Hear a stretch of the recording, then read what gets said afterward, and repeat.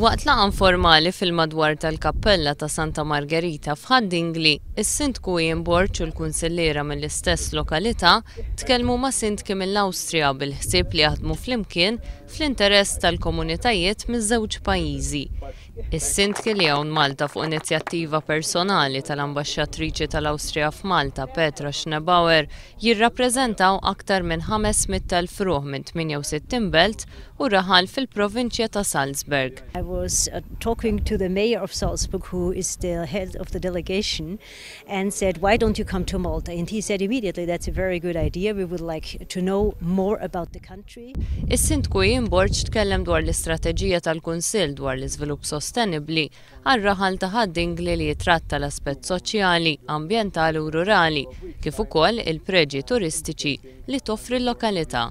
Bħalissa l-Kunsill Lokali qed jaħdem fuq Heritage Trail li jagħti aċċess akbar biex jiġi apprezzat il-wirt storiku tal-Inħawi. Llum qed nistabbilixxu din ir-relazzjoni magħhom sabiex fil-futur kemm jista' jkun qarib inkomplu niżviluppaw u anke nieħdu aktar fondi sabiex inkomplu nseffħu din il-lokalità tagħna.